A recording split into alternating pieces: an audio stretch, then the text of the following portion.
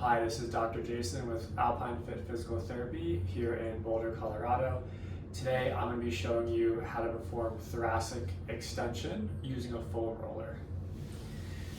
We're going to lie on our back with our knees bent, foam roller underneath of our mid-back. From here, I like to support up in my head, lifting hips upwards. Start with some rocking up and down.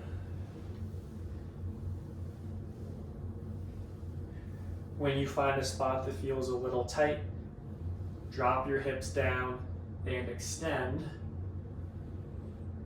over the roller.